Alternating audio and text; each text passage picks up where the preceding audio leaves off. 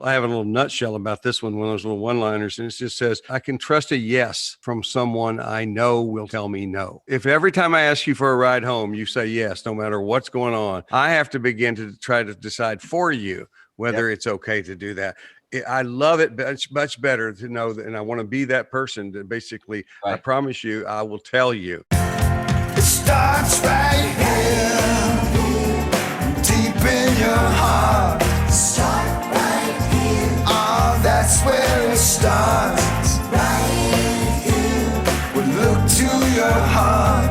It's always and only starting right here. Tom Rutledge and Dr. Alan Berger bring over 90 years of clinical experience to this important podcast, and they offer you a guarantee. You will gain something of personal value from each episode. And now, what matters most. It starts right here. Start right here. Welcome back to Start Right Here. I'm Tom Rutledge, and with me is Dr. Alan Berger, and we are on. We're how many episodes have we done now, Patrick? How many? This is 31. 31. 31. Wow. I'm feeling like a podcaster, a caster of pods. So I'm happy to be back here. I love coming here and sitting down and doing this with you guys on a Sunday afternoon for me. And it's colder than hell here in Nashville. It's I thought it was 13 degrees. Patrick just told me it was 7 degrees, and it does feel that way. What temperature is it for you, Alan? I think last I checked, we're up in the 60s. I was just at the beach, so nah. There you go. There you go.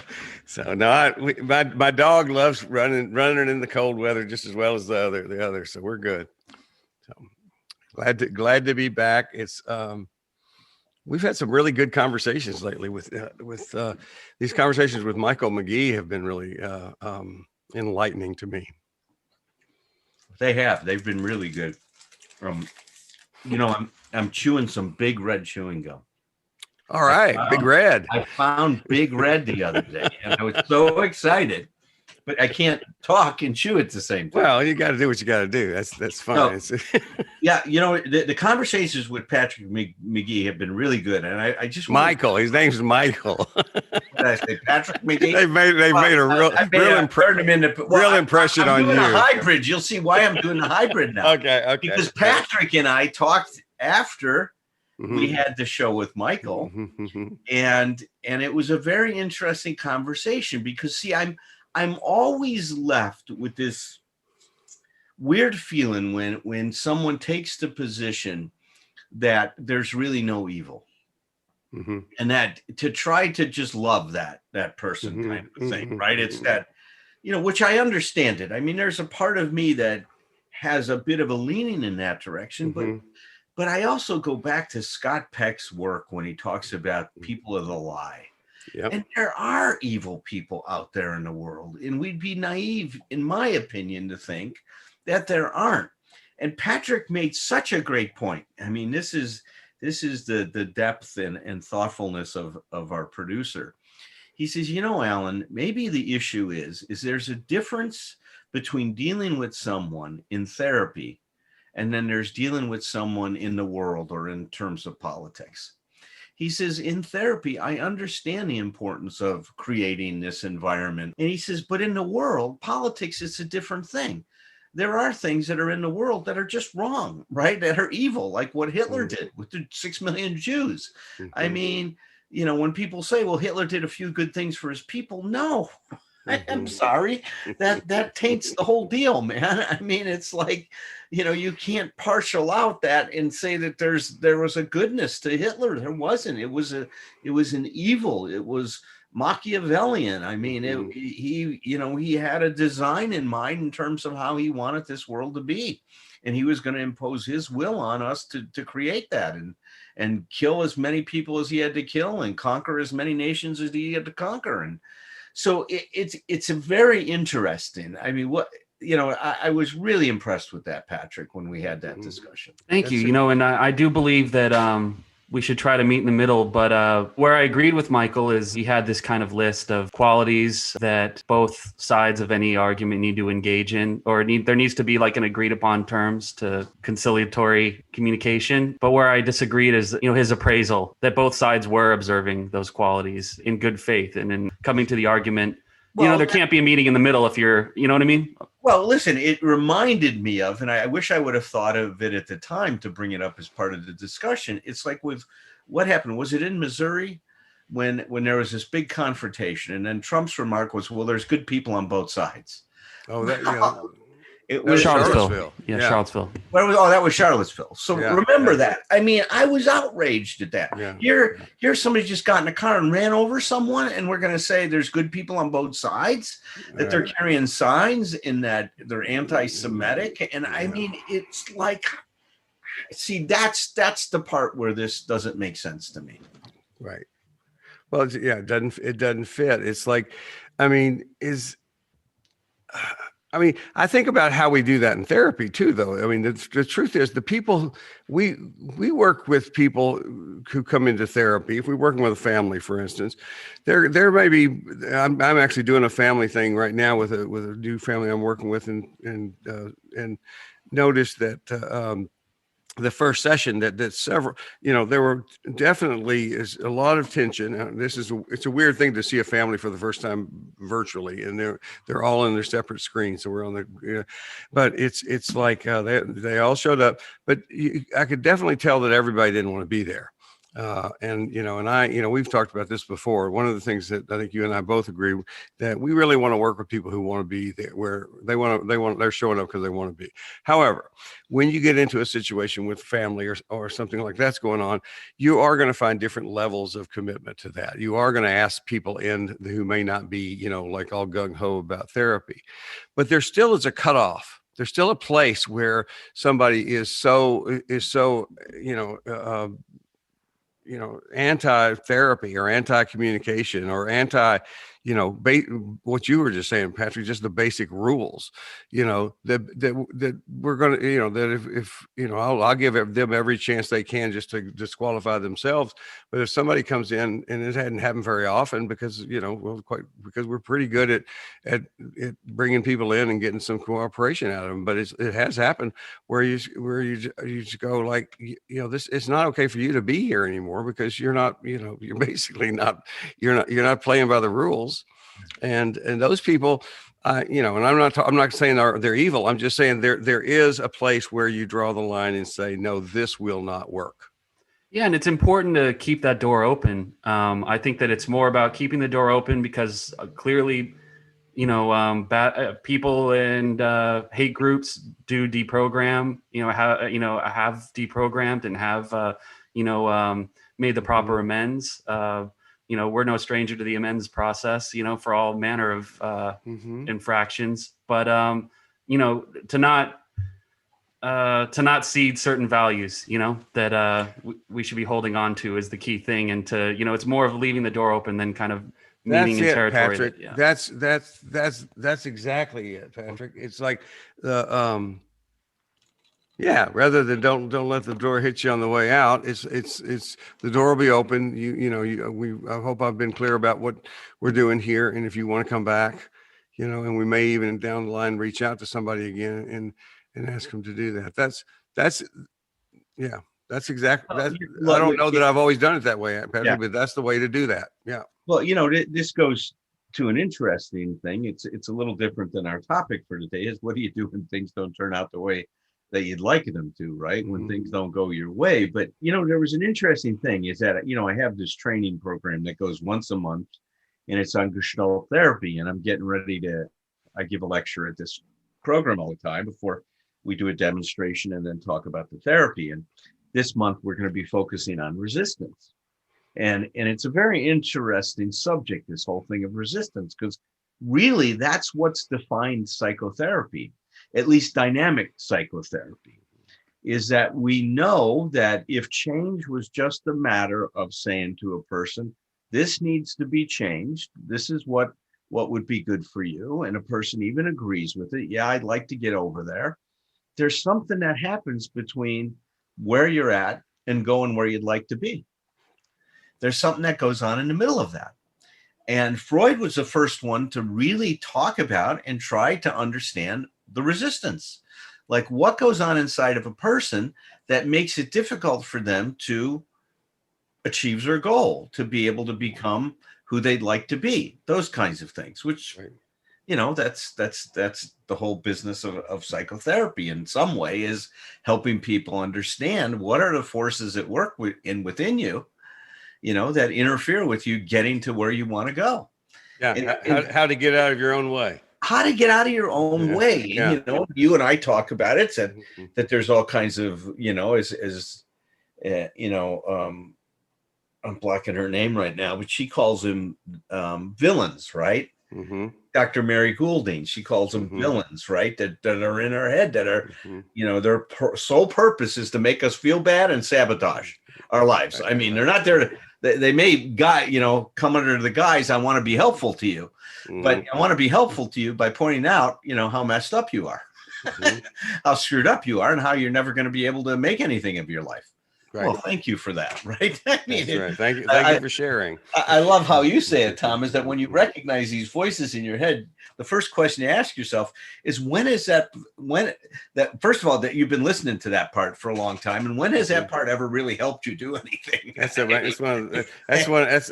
was the turning point for me when I actually was able to turn in a role play where a friend of mine named Philip was role playing my should monster there, and he, of course I wrote the script. He had the exact words I had. He's sitting there, he was way too close to me because that's what he was supposed to be doing, and he was saying these horrible, nasty things to me.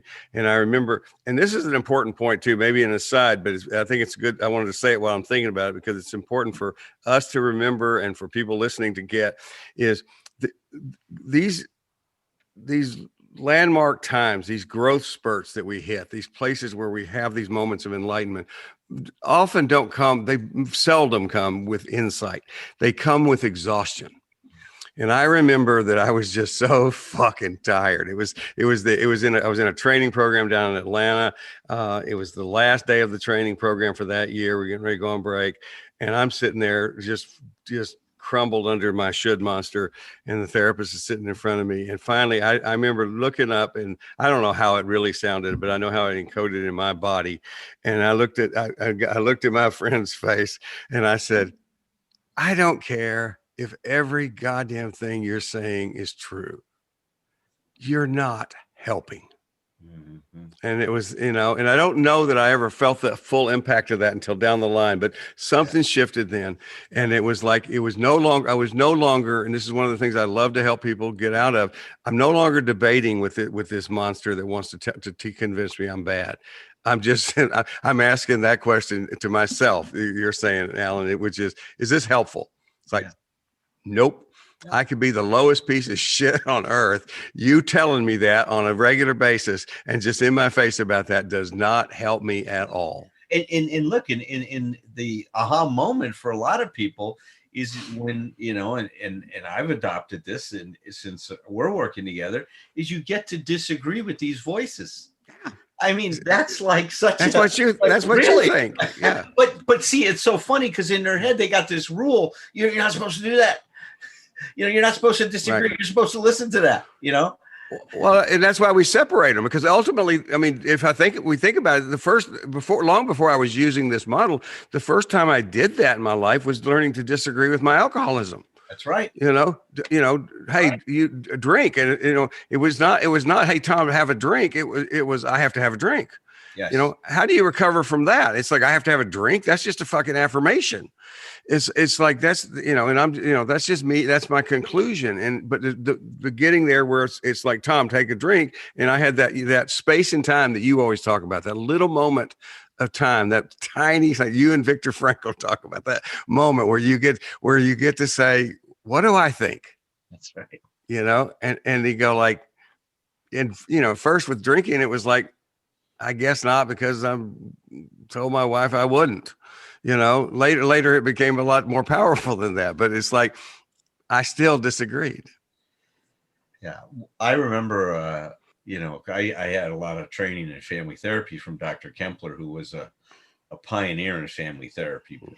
He was back there with Virginia Satir and Bowen and all those folks that were putting families together when it was you were considered to be a heretic in the field of psychotherapy because you were confounding the transference, right? Yeah, that's right. You really were messing up the therapy bad by sticking all those folks in the same room. And all these people did it with great results. I mean, they just started to see, the impact that Virginia Satir's work has had on families and even on the field of recovery through Sharon Wegscheider Cruz. Oh yeah. And how she brought all Virginia's stuff right into with her modifications, it continues through our work. Certainly. I mean, without ever mentioning her name, Virginia Satir is all over what we do. All over what we do. Yeah. And, she even had a book called Our Many Faces, right? She talks about these parts, just like, you and I do, and so many people do. But where I was just trying to connect this is that about the resistance of people showing up in a family and not wanting to be there. And I remember one of the things Walter used to say as a therapist, he says, always think about who you'd like to be least in this family. He says, always put yourself in that person's shoes. And it was such an interesting thing because who you wanted to be least was probably the person that wanted to be there the least, right? Because of the dynamic that was going on. And he was so adept at helping people understand the process in the family that created an environment that excluded some and welcomed others. I mean, and Virginia did that with the rules, right? Pay attention to what the rules are. What are the family rules here? What are the rules that we're operating under? And it's a very interesting way to approach it. But look, where this kind of fits in with what we're talking about today, things not going our way, if we take it into the model that you and I use a lot, Tom, is there's a part of us, and you even said it before we started recording today, that can be very hopeful about how things are going to turn out. Like even, recently with the impeachment and the fact that there was an insurrection that clearly was created by Donald Trump's refusal to accept, first of all, the big lie is that somehow this election was going to be fraudulent. No matter what happened, he set up that scenario that if he lost, he really won. And if he won, he won. So there was only one outcome to this election, and that means he won. I mean, that's how he said, and that he propagated that lie. And what did somebody say? I might have been last time. Hitler's, head of propaganda said the way to manipulate people is tell a big lie and keep telling it over and over again. And, we saw that with the House managers. If anybody watched the impeachment, Trump started this scenario a long time ago. And it's been going on and on and on and on and on. He refused. He still has not conceded that he lost the election. Right. It's still that thing. It's that whole thing. And then, so, but going back to what you were saying, though, one of the things that I think I was kind of surprised, or just got my attention, that all three of us, you and me and Patrick, we all acknowledged when we were in the conversation before we started recording that before the Senate voted on this trial, we all had some hope. We all reported disappointment because we had some hope. And it's like, and I think you were the one that said, Alan, where would we have gotten that? Where talk about evidence. Where's the evidence that we should have hope? But it's like, well, I think the fact that 6 or 7 senators that seven of them crossed over and voted for impeachment. I mean, see, to me, that was giving conviction. For conviction. That's right. They can vote for conviction. That's right. Yeah, that's a different thing. Yeah. And look, and I thought, the point that this wasn't to punish Trump. This was to protect our republic. That's all this was about. And see, and I thought that was such a good point. This was protecting our democracy. This wasn't about punishing any one man, but was to set up a hot boundary that says there must be a peaceful transition of power.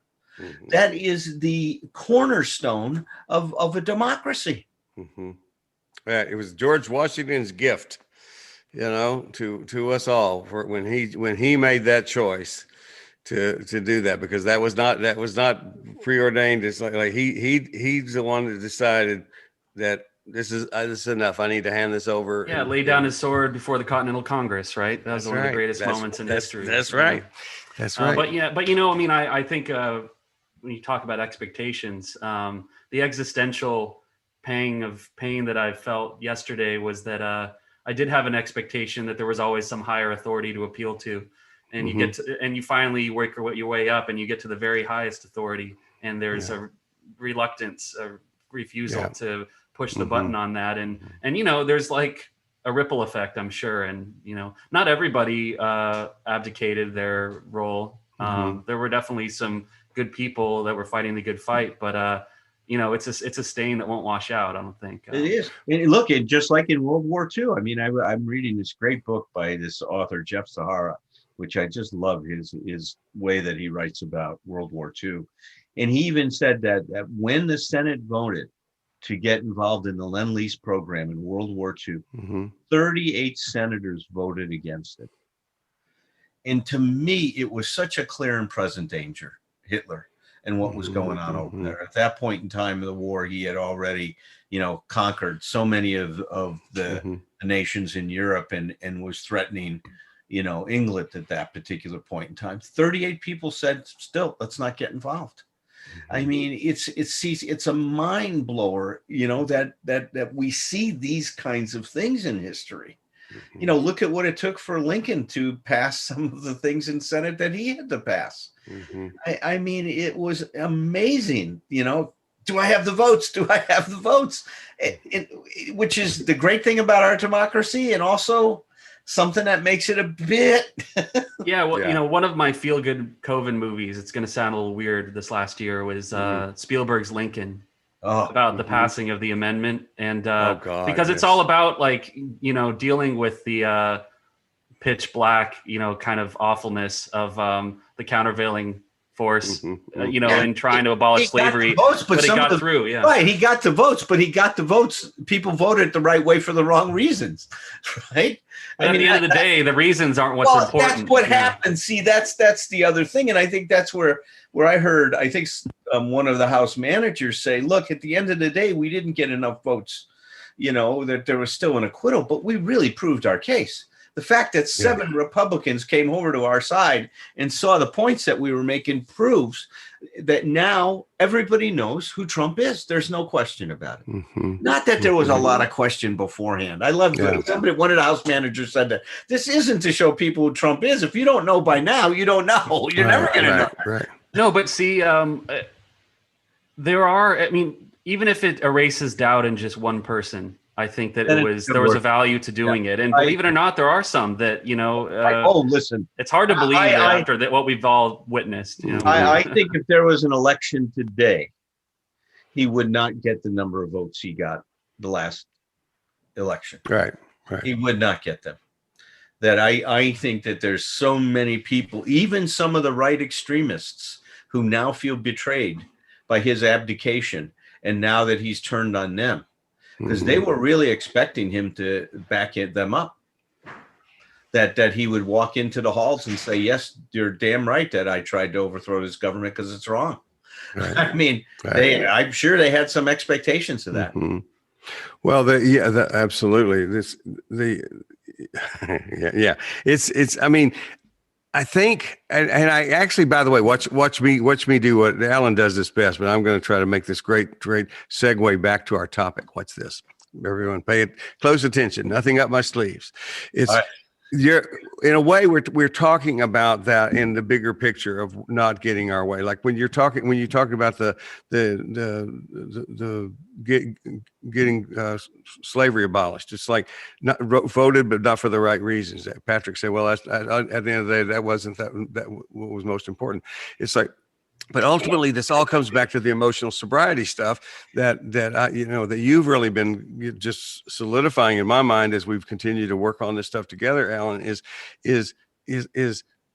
it really is getting our head around the idea of just that we do it ourselves, the vast imperfectness of ourselves, the vast imperfectness of everything, of absolutely everything, including that deal where it's like, because it does matter, because the idea is when you say, well, they voted for political reasons to end slavery, but they didn't understand. It's like, how do you feel about that? Well, that sucks, and personally, it's hard as hell for me to get my head around it. It's like, but the idea is, if I'm living then or if I'm living now, it's like, I still have a choice about where I invest my energy. Yes. And I can go there and I can live in that disappointment and that even devastation of just the mankind, just sometimes, people, you go like, what you were saying before, like Alan, you say, I mean, whether we use the word evil or not, there's just some bad people. And there's also this phenomena where basically you can put together people who are basically good or somewhere on that continuum, and you put them together in some kind of an organization. This is how corporations can go so wrong. You get everybody and give them the cover of the group, and man, we can see some bad shit come out of people. Now none of that is stuff going the way I want it to. None of this stuff is not what the three of us, and I don't, and I, and it's hard for me not to be honest, I go like, so the interviewer in my head says, so are you saying you're just better than those people? And I mean, my first response, if I didn't think I was being recorded, would be, yeah, I do. It's like, and then the other voice in my committee steps up and goes like, but who knows? It's like we it's not hard to go in and find a context in which we can make me look pretty damn bad. It's like we can do that, and I can deal with that. We'll deal with that kind of stuff. But it's like I think it's about accepting just what how about this for a clinical principle? We just really need to be able to accept the clusterfuckness of the world. Well, look at you. You're making this point about the curse of perfection, and that's definitely there. And let me. And I think that's a great point. Another thing that came to mind as we're talking about this thing is that, being able to deal with a situation when things don't go our way is probably one of the most important things in terms of our emotional maturity that we can learn to do. It's right. I thought about that when I was thinking about this earlier, Alan. It's at the top of the list. It is at the top of the list because I have a burning question, by the way, about that. Okay, well, good. We'll get to it in 1 minute. Just let me set up this whole discussion about it, because I think that's why I wanted to, and I didn't know, of course, what was going to be the context of our discussing that today. But of course, now there's this whole big political context, but there's also a lot of personal context to this whole thing, right? It's like, where does this investment in things being a certain way come from?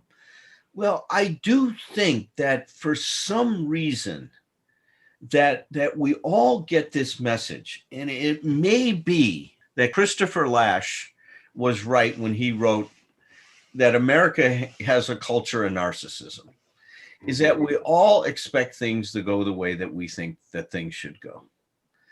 And that, good taste is when it agrees with mine. I mean, so what you said a minute ago, Tom, is right on. That we have this arrogance, that says that, God, I know what's right. I know what's best. And isn't that the same problem on the other side? That they're also thinking, I know what's best. I know what's best. And this is where these things clash so bad, is when we get to that. So that's one thing I wanted to say. But the other thing I wanted to say, I know for me that the setup has always been my big lie in life that I've told myself more than Trump told the big lie about the election. was that things needed to be a certain way for me to be okay. That was my big lie in life. And I can't tell you that the problems that created for me, the difficulties in accepting, like my father's death, accepting when things didn't happen the way I wanted to, when, Susie didn't want to go out with me or didn't want to kiss me, or when I got that C in that class instead of that B or that A, or, when I ended up getting in a car accident and stuff like that, or, then when I had, urine retention and I had to deal with that situation in my life, or now that I'm confronting high blood pressure. It goes on and on and on, this ridiculous attitude I have that things must be a certain way to be okay. And now, how have I unraveled that? Well, one of the gifts that I got from Dr. Kempler is that, and he said this when turning to a partner that someone you love and care about, and you turn to them for something you need. Like, I'd really like to talk to you right now. I've got something going on, and are you available? And if they say no, what do you do? So here's an example. I'm in this relationship. I believe you love me. I love you. I need something from you, and you're not available to give it to me. What do you do at that moment in that relationship, right? How do you handle that? This was his suggestion. He says, when you turn to your partner for something you dearly need, that you desire deeply, and it's not available, he says, appreciate what is. So what does that mean? Well, the first thing to appreciate, if I turn to someone and they say, look, I really need this from you right now, and they say, I'm not available to give it to you, is that they've been honest with you. That's what I thought. Yeah. Right. The first thing to appreciate is the truth. But look, the gift they gave you was their authenticity. That instead of sitting there and sitting there resenting, God, I wish, that I was doing this rather than talking to him right now, which is if somebody gives us something we want and they don't want to give it to us, are we really getting what we want? Probably not, right? Probably not, I would think, most of the time. So we may be postponing our disappointment. We're kicking it down the street. I was going to say that when Lincoln, even though he got some of the votes for the right votes for the wrong reason, the truth is he kicked the can down the road. That's all he did. And we see the problem of kicking the can down the road. We've been kicking the goddamn can down the road for a long time. And instead of dealing with what the real issues are, we keep kicking the can down the road and trying to legislate these things when you can't legislate the stuff we're talking about. Right. It's not a legal thing. It's a social thing. It's an emotional thing. Right? It's a societal thing. It's a and I want to go back before we go any farther away from that because I think just the example of first of all, asking, which is respectful. This is one of the things we teach in communication is you don't just barge in that door, you knock on the door. You have time. Could we talk about this? And somebody doesn't have time.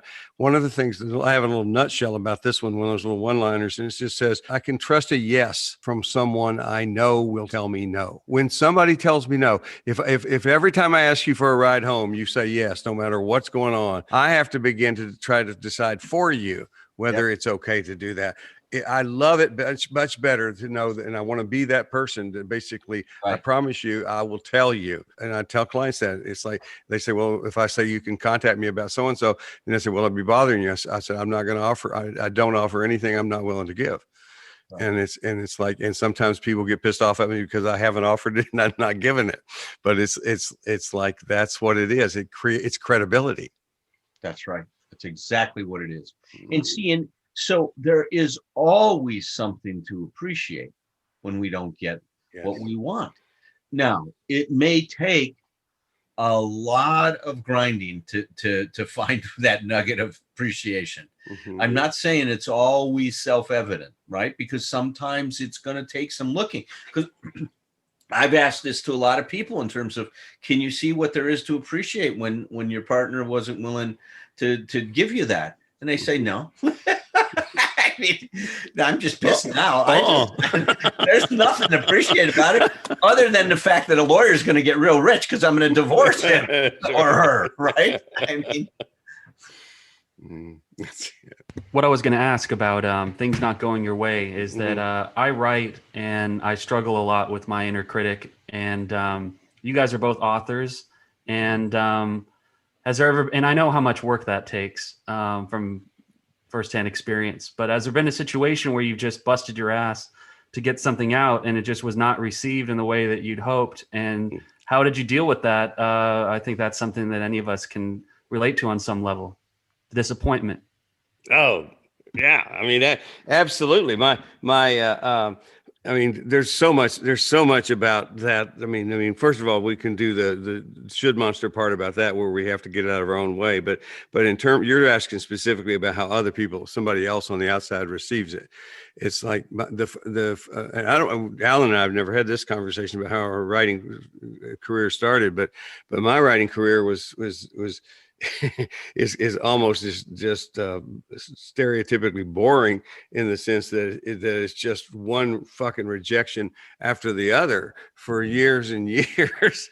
And I at first it was, I mean, I really did just think they were, as soon as they got my manuscript, that they would discover my genius and they'd be there at my door. I really did. It's like no. And so I had a lot of that. One of the things I did, Patrick, is just a practical thing. I still have a dartboard in my office where I got it to put form rejection letters on it to throw darts at when I would do that. But here's the thing. This is actually, I never would have thought about it then, but this was a piece of emotional sobriety for me now that I look back at it. It was not negative. It was not me being pissed off, I wasn't throwing darts at the publishers who were sending me these form letters. It's like, it was through a friend of mine had, he and I had written this one line. One of my first one-liners was of all things impermanent, take nothing sacred. And it was just, don't take it so damn seriously. And so to put it on the dartboard was just to say, I don't have, it doesn't matter. It's okay. And the other thing I learned is I just learned to keep putting that stuff out there. And the other thing I learned, by the way, and I'm happy if I can ever be of help to you that way, Patrick, I will be.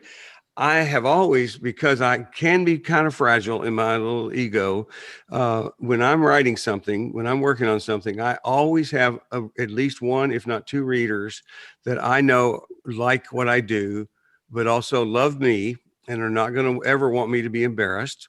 So they're not going to tell me something is great when it's not great. And they're going to be respectful to tell me if something needs to be worked on and stuff like that. But that I know that I'm going to get some positive, honest feedback from.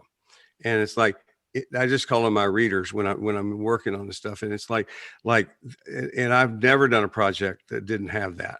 And because I need to hear from somebody else, because I am so hard on myself and can still be.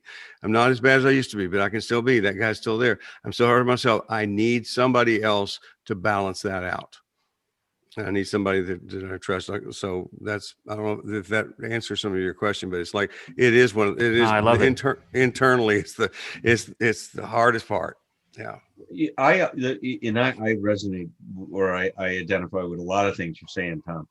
My experience was, so my first book was Love Secrets Revealed. That was published by Health Community. Well, actually, my first thing that was ever published was a pamphlet I wrote for Hazelden called How to Get the Most Out of Group Therapy. And that pamphlet has done very well for Hazelden. It's sold over 100,000 copies. It's really been a very, it's very good introduction to group therapy. And the idea of it is to give it to new patients coming into treatment so they would understand how to use the group and what they make them good consumers. I love that. I love that stuff. Yeah, exactly. That's exactly why that was written. It was based on that consumer approach to psychotherapy. If we want people to get more out of it, tell them how to do it. That's right. Don't worry about how smart your therapist is. See what you can do to get something out of them. That's right. That's exactly what that pamphlet was written for. And they still have it in their catalog. Great. I still think that they could have promoted it differently, but they have it as an aftercare thing, and I don't know how it ended up in aftercare. It's a pre-care thing, is what it needs to be. But that was my first thing, and that was my first writing experience. And I sent my manuscript, 12 Stupid Things That Mess Up Recovery, to Hazelden, and they rejected it. They didn't want it. And the thing with a rejection is you don't get much feedback other than this title doesn't seem to fit what we're looking for at this time. That's about this as much information as you get. So what I did, and I tend to do this with stuff like this, I have a group of people too that I trust, and I say, will you look over this and tell me what's missing?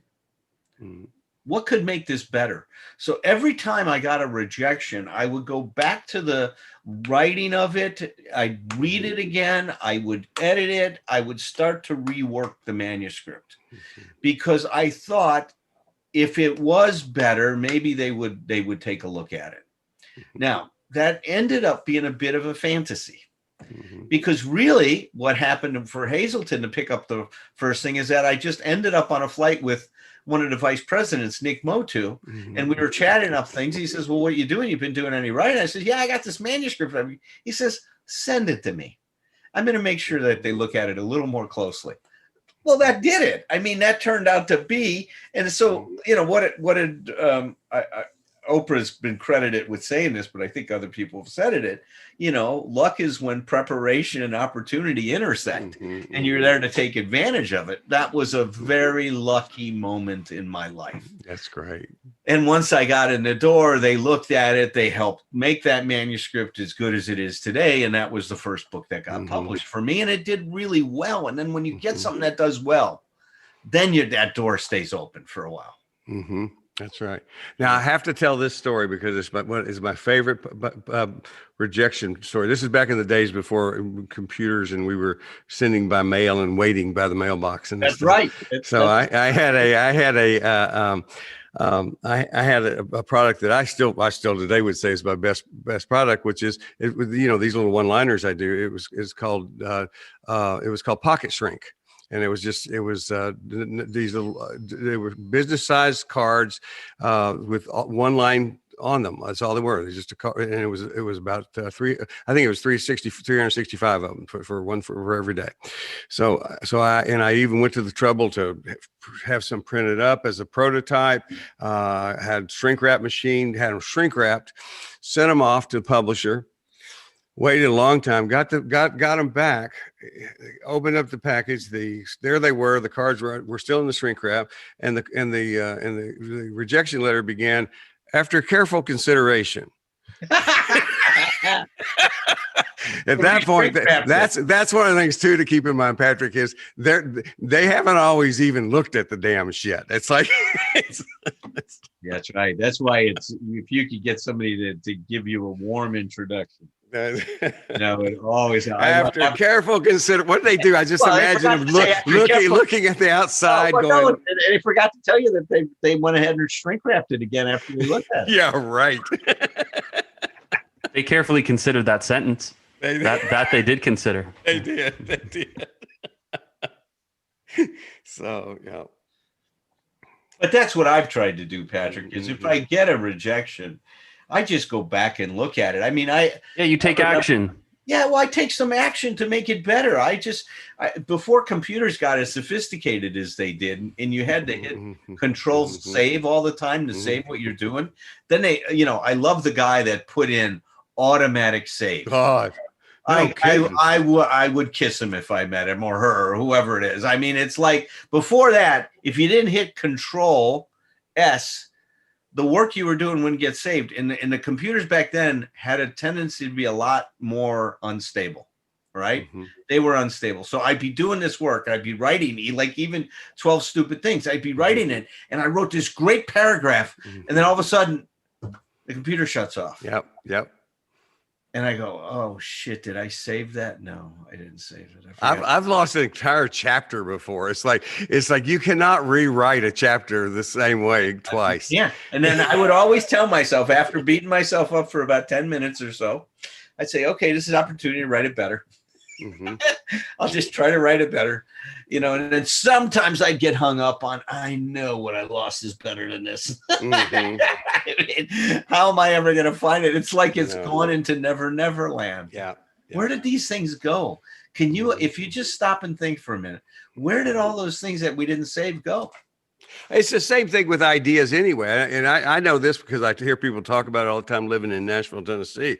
It's like, they say, one of the things you hear probably around in Los Angeles to say the same thing, but it's like, as a writer, it's like, if you get an idea, you better get it down fast because somebody else is going to get it. It's like, the ideas are just there. So I'm assuming the stuff we lost on the computer just went back into the pile. It's just somebody it's like else that wrote. Hemingway briefcase. Remember Hemingway lost that briefcase on a train that had all that unpublished gold on it, and all lost to the ether. Yeah. Ernest Hemingway. Like, oh my God. No Did he kidding. really? I didn't know about that. So he lost a briefcase with manuscripts that were. Yeah. It's like, Wow. it's like, it's out. It exists somewhere. Yeah. What you said about the technology getting better, and there's a positive and a negative because now there's fewer excuses, right? Things. Well, I do know this. I think the same thing is true today. It's been a while since I've done this stuff but it's like whenever I had my dartboard, and whenever I would get a rejection letter, you get. I think this is actually required. You turn the lights off, you light a candle, and you put Jackson Browne on, and you lie down on the floor, and you just lay there for a while, and until then you get up. So you go right immediately to the action, Alan. I'm a depressed guy, man. I had to lay around and feel sorry for myself for some amount of time. And Jackson Browne was made for that. So Jackson Browne is great for that.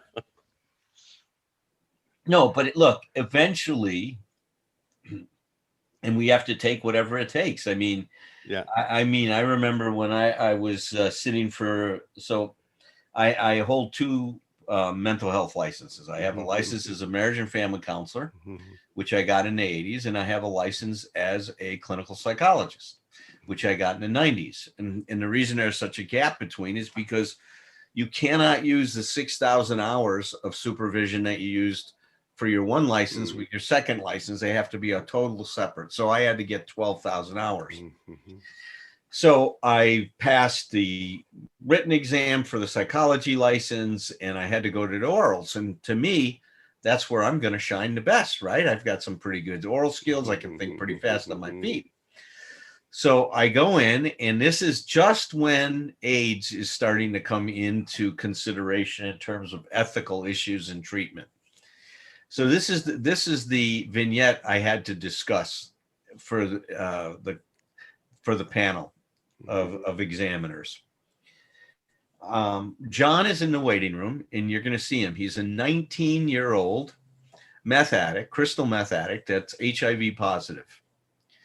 And you're sharing an office with a female colleague that's also seeing a female patient who's quite attractive at the same time. And John comes into your office and says, "Who the hell is that hot gal that was out in the office? I was just talking to her, and I got her phone number, and I can't wait to get together with her because I'm going to screw the hell out of her. I can't wait to have sex with her." So then the question is, what is your ethical responsibility? So as therapists, we're told that we have a duty to warn if somebody's going to be harmed by somebody. So if Patrick came to see me and says, I just can't stand this anymore, I'm going to get a shotgun and I'm going to blow away, a bunch of people because I'm so angry. Well, it's my job to do everything in my power to stop, Tom from doing that. If he was going to go shoot you, Patrick, I'd have to call you up and say, Tom's on a rampage, watch out. If you work in a place, a business where other people might, I have to let the manager of the place know so that they can alert and take steps necessary. I mean, it's a big deal, this duty to warn. They called it the Tarasoff decision, right? And they hold this thing. So now the big question when HIV came out is, are we as therapists, do we have a duty to warn if this patient is telling me he's going to go date this other gal and try to sleep with her? How do we address that? do I have a duty to warn at that point in time? So here I am thinking, well, I've got this thing nailed. I'm going to say, first of all, I'm going to talk to him and say, so look, what kind of a responsibility do you feel you have? And if you're going to have sex with someone, how are you going to deal with your HIV? And, and I'm going to, encourage him to be honest with that because, he's been through hell probably in terms of, I don't think he wants someone else, especially someone he might care for, to want to have to deal with that stuff. And then if he said I didn't have a plan, well, I would talk that over with him. And if he, if he seemed, amenable to it and stuff, I don't know, but I'm going to feel that there's no duty to warn because he's telling me that he's going to take steps to protect this person. Now, if his attitude was fuck her, I don't give a shit if she gets AIDS. Somebody gave it to me and I'm going to give it to somebody else. Then I feel like I have some kind of an obligation to intervene and talk to him about that and try to deal with that as part of the psychotherapy. And if not, then I do feel like I have a duty to warn. I go, fucking slam dunk, Berger. You got this one, man. You really nailed it. Get the letter back. They failed you. They failed me. Really? What was the correct answer? Did you ever find that out? That was a good That's answer, man. I licensed you just now. It's like, I thought it was thoughtful and I thought it was considerate and, and all kinds of stuff that I thought I handled it. I have no business. So the field was so split that one group of people were saying you have a duty to warn. Yeah. Another group was saying you don't. I happen to have 3 people that were on that side of the aisle that says you don't have a duty to warn. And that my even bringing it up and talking about it was inappropriate. Wow. Politics. And then I started, so I got so upset with this thing. I was enraged because I thought I had reached out to the California State Psychological Association. Before I had, constructed my opinion, I wanted to understand what's the best way to sound this. So I was bringing in information from a lot of different sources. I got up when I got that rejection. First of all, I felt terrible, right? I mean, it's like, God, my heart was broken. I was so disappointed. Jackson Brown time, man. And I sat with that for a while. I was in self-pity. I mean, I really did it. I wish I would have known about the Jackson Brown. I would have been definitely downstairs with a candle in Jackson Brown. I mean, that's where I would have headed for a while. And then, because I couldn't sleep, I got up and I wrote this wonderful letter to the board. I thought it could have been a thesis itself. Wrote it, send it off to the board. They said, sorry, you're going to have to take the exam again. It didn't matter. I did feel better once I expressed everything. I did everything I could to say that this was my opinion. And I think that that's an important thing. I said, I spoke my mind. I talked about, where I thought that this was. Oh my God. Did you mean to do this on our topic? Do you realize this is the perfect example of our topic? No, I did. Oh, wow. I'm so impressed with your unconscious mind. It is beautiful because you expressed it. You didn't get what you want. You still had to go do it the other way. Then I had to just deal with the reality of it. Okay. So absolutely. And now I go in and I try to get clarification. And what they said was, this was the most controversial vignette because no one agreed on what was the right answer.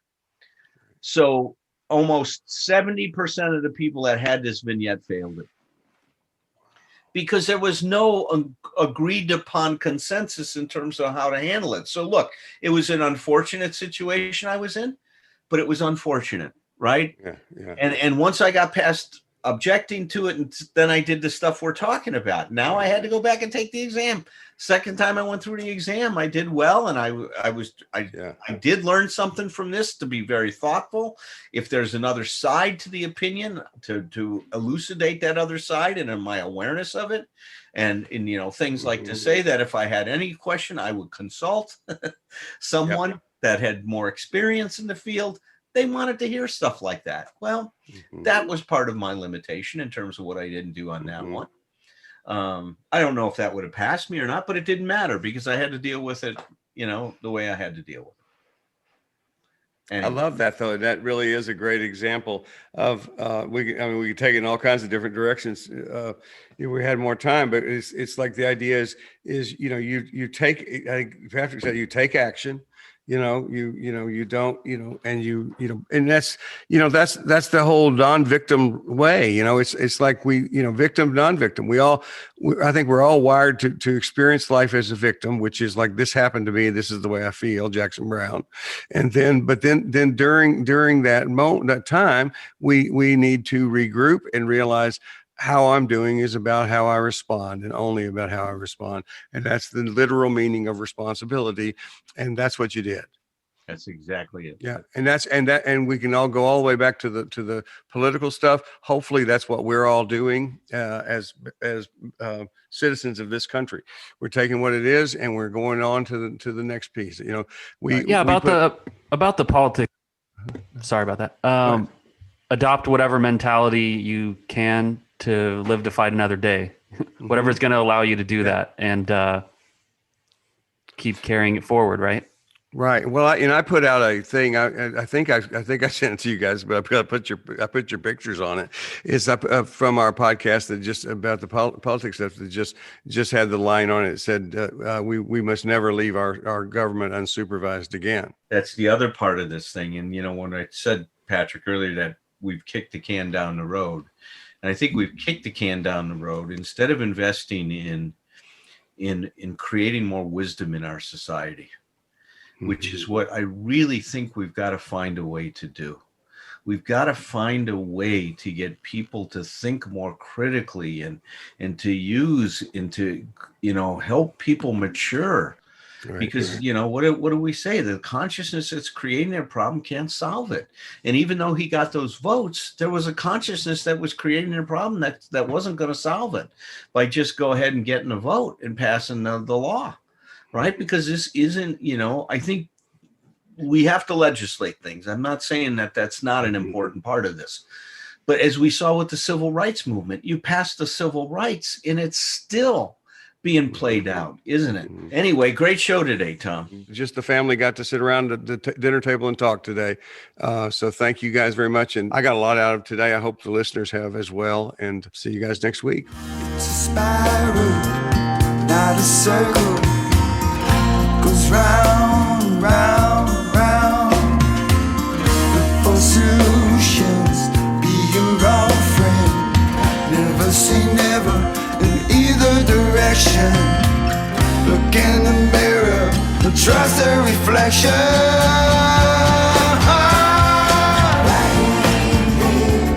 Deep in your heart, start right here. That's where it starts.